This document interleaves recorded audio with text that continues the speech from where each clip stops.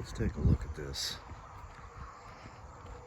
Never shows up on camera very well. A ton of weeds, clover, you name it, I've got it. Ground ivy, bare patches from moles,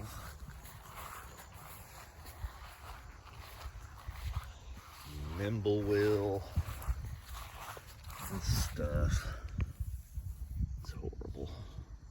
We'll be taking care of it next spring, I think, with tenacity. We'll see how that stuff goes. I've never used it, but we'll try it out.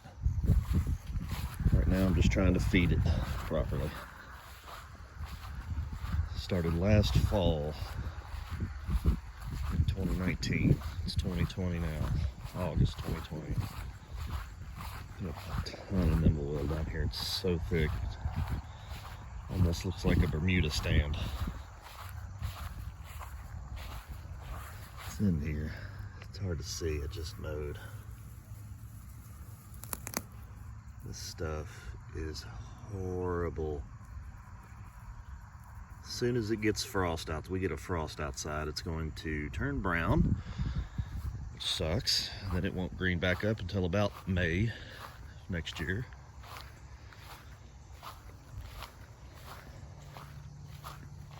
Let's see what else we got here.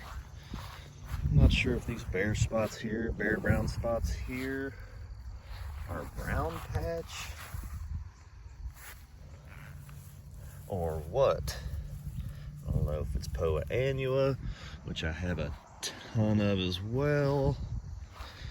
Matter of fact, 2 days ago I put down some prodiamine, sprayed the entire 30,000 square feet, which was a nightmare.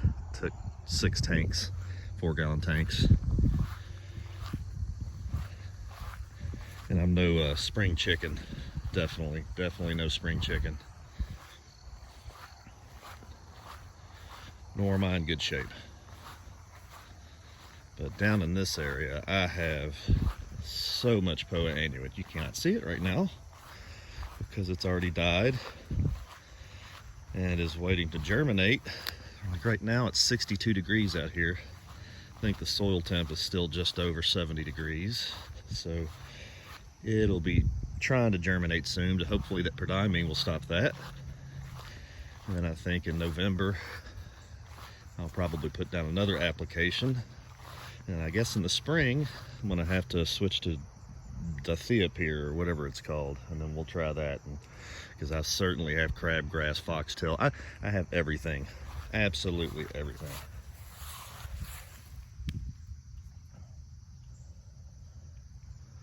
But threw down 2 pounds of nitrogen last fall, and it actually shocked me how much of a difference it made. It really thickened the grass up. We had a drought a few weeks ago. As soon as we got rain, it perked right back up. I mean, it's just, it blew my mind. This yard has never been fed ever till last fall, about a year ago, just under a year. And it's a mixture of bluegrass mostly, I believe. Yeah, I'm in central Kentucky. I'd love a full, one stand of turf type tall fescue, but that's a lot to kill off. I'd rather work with the grass that I have, see what I can do for it. I'll probably never have irrigation out here, so I'll have to deal with a brown yard on hot summers, but that's what I got. I mean, sodding this whole area would probably, I don't know, $30,000-$40,000, so that's not an option. Reseeding it would be very difficult. I don't have the water pressure to water it in case we don't get any rain like we did last year when we went 45 days after I seeded this area, this little small flag bed area. Seeded it, no rain for 45 days.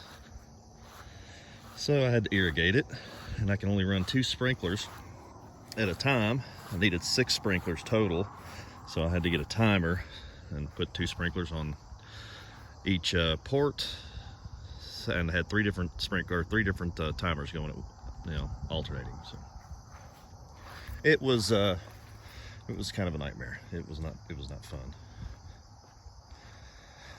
But the grass came up nice, and I still have a ton of weeds. So I'm just trying to feed the grass, get the weeds under control. I'm starting to realize it's going to take me a few years. I'm doing it the real slow way. But I'm noticing some improvements. The fertilizer has made a huge difference. I think last year I threw down a pound of nitrogen in, I think, around October. About 4 to 6 weeks later, I put down another pound.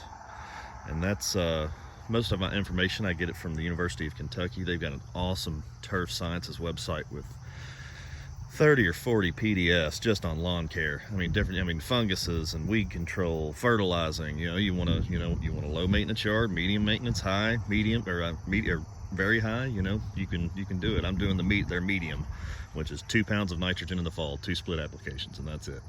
And I'm actually shocked at how well the grass has looked just from that. But God, that's so much ground ivy. And I did spray this area, and it's almost like you can see a line with grass and then ground ivy. I must have did a real shitty job of spraying. That could also be the tracks. It seems like on my zero turn too, wherever my wheels run over frequently, obviously, I try not to do that if I can, but along fence rows, and sometimes it's hard to avoid, but I noticed that where the wheels tracks are, the grass is run down and there tend to be more weeds. Just can't push. I'd rather push mow this. It would look a lot better. But the zero turns. I mean, it's 30,000 square feet. I did push mow it last year when I did some dethatching and some other things, and it took about 3 or 4 hours to push mow this thing. I was trying to clean debris up. I was going to seed it, and then I realized how much seed I was going to need, and I was like, I'll just focus on a couple of smaller areas instead. So.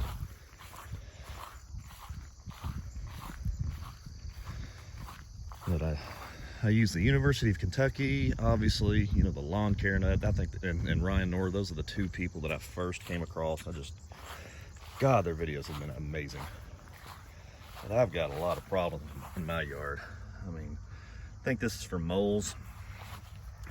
According to the University of Kentucky, the only way to get rid of these things is to go fishing, and by go fishing, they mean kill them. There are poisons that you can put in the ground. I have dogs, really don't want to deal with that. There are lots of things that might be trivial. The sonar equipment, which I know people swear by those things.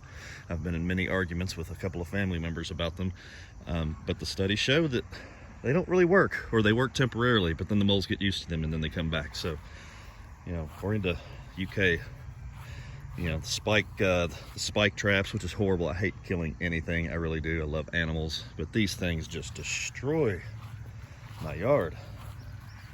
And I live next to a cattle pasture, so this is just a feeding ground for those things.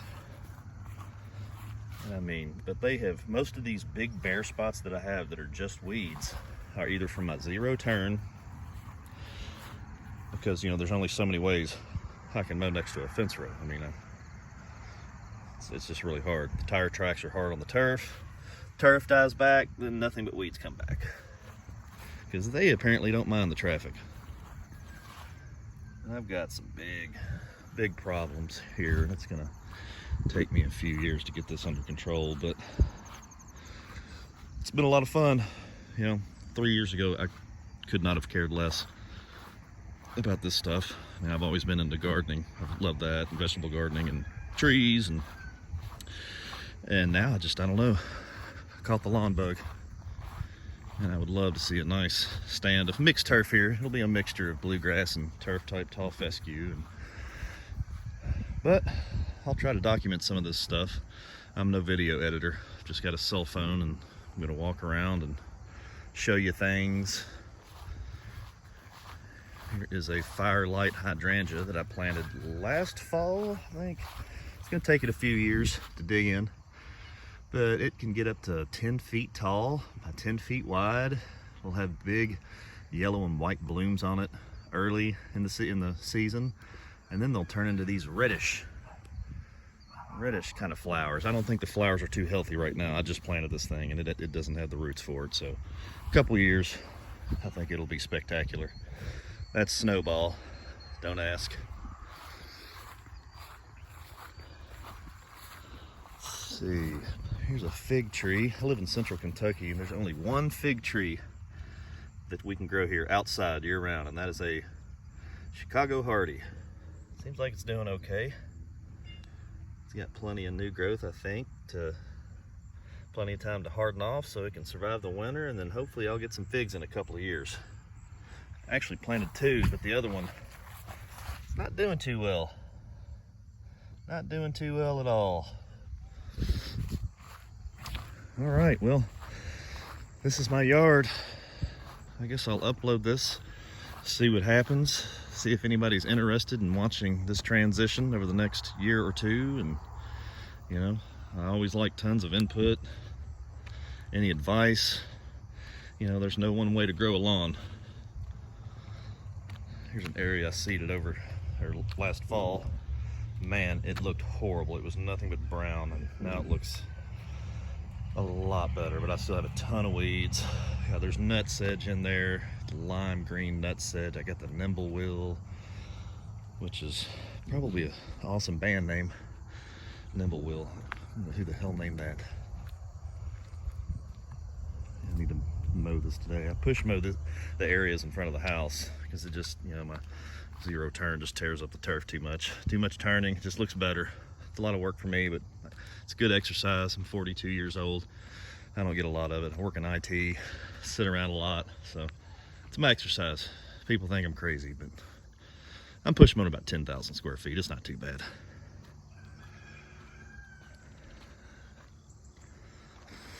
So this is what I'm working with here. And then over here behind the garage, I just mow it. Maybe if I get this other stuff under control, maybe I'll think about moving over here. We grow tomato plants and big water troughs down there. I just get into whatever I can. I like being outside. It's a lot of fun. All right, signing off.